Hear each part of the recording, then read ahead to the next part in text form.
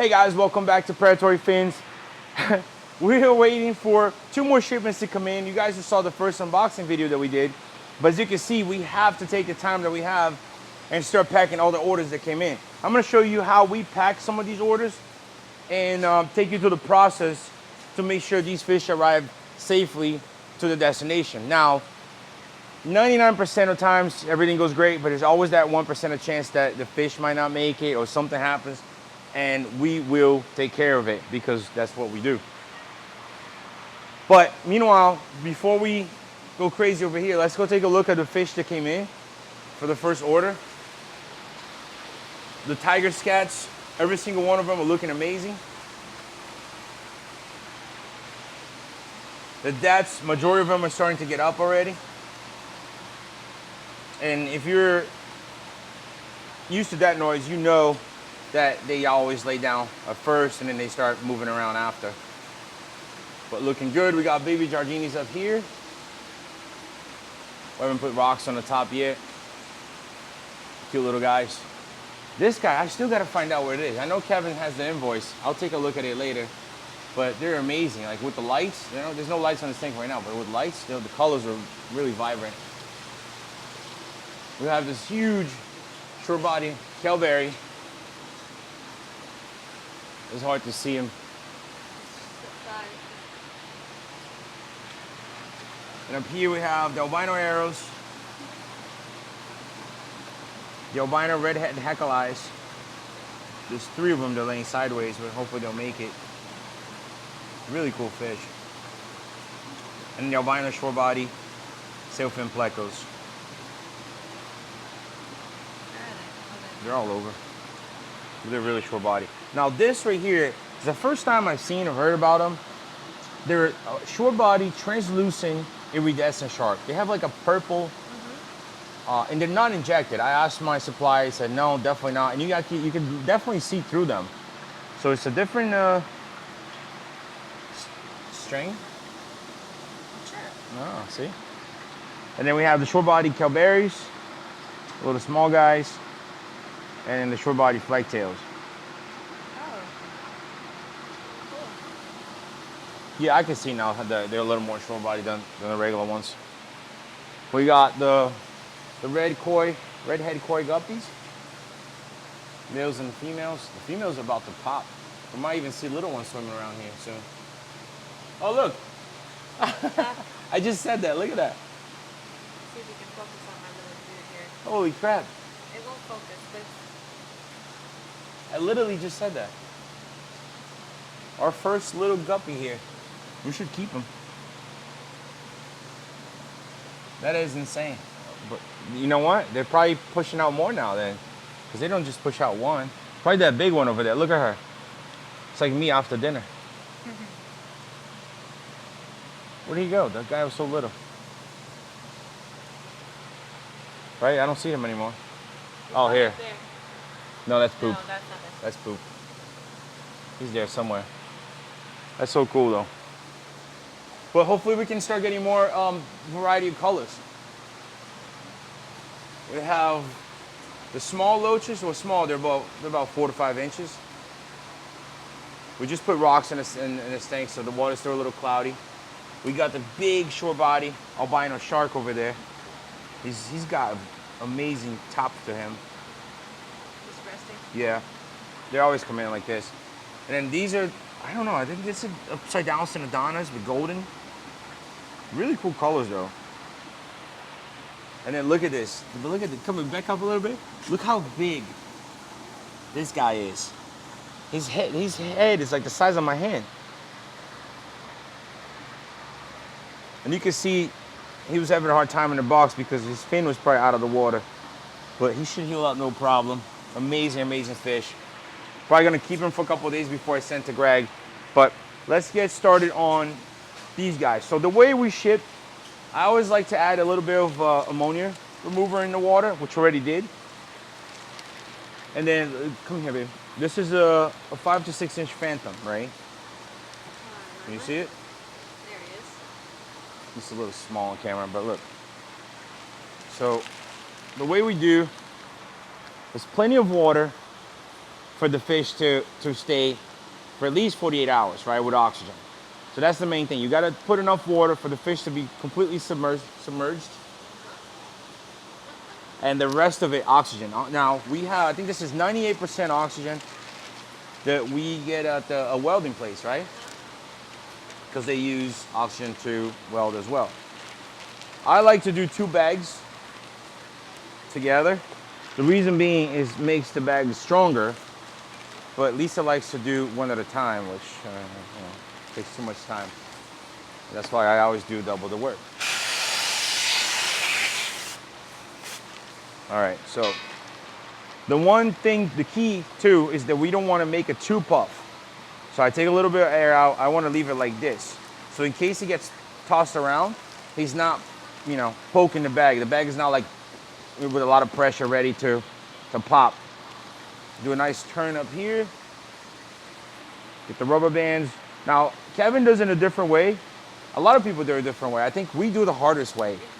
I put one time, pull, and I'll just go around until I can't anymore. And I'll show it to you guys why I do it like that. Oh, that won't hurt.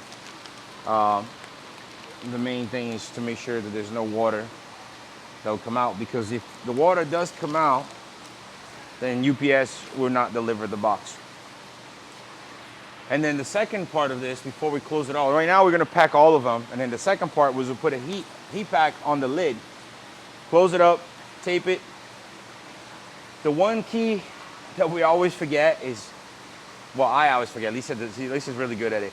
A lot of times, let's say I'll write a Phantom and I'll forget the size, and then we have to keep looking to find out the size and the name of the customer. It's always good to do that before we start packing, so we know where the fish is going, what fish we gotta get. But we always use 100% brand new water, filtered water. We don't use tank water. And the reason why we don't use tank water is because tank water already has ammonia growing on it. So I rather sand them with brand new water. As you can see, this water is crystal clear. It's the same water that we use to do water changes on the tanks. And a lot of times people might think like, but don't you need the bacteria in the water? Well, bacteria does not live in the water. Bacteria lives on substrate, like the wood or the sand or the sump or the rocks, anything but the water. So when you actually just move water from one tank to the other, you're not really doing much. Unless your other tank has ammonia, then you got to take that water and you can use your old water from the other tank. But that's not the right way to cycle a tank. A lot of times we'll have customers that'll buy fish and they'll call and say, hey, my fish is not eating or it's not swimming. And I say, how long do you have the tanks running for? 2 months. What do you have in it? Nothing. So, one second. So when you have a tank running for 2 months with no fish, you're not cycling the tank, because the bacteria colony will need fish poop to be able to colonize and grow. So the more fish you have, the bigger the bacterial colony will be, but also depending on how much stuff you have in your sump. That's why I like to have sump over a canister, because it's unlimited space. I mean, it's limited, but you have a lot more space to add lava rock, bio balls, movable media. You can do whatever you want, ceramic. And then the more you add, the better.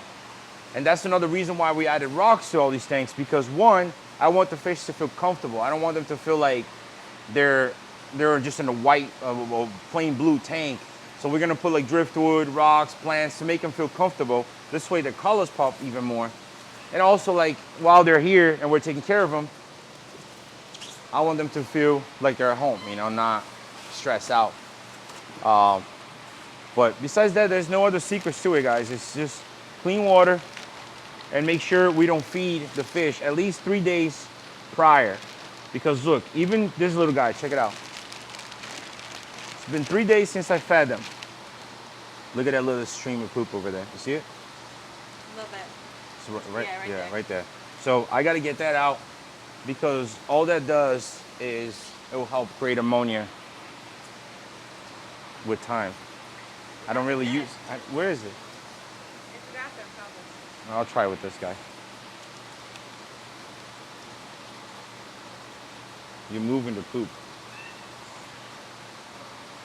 Oh, I broke it.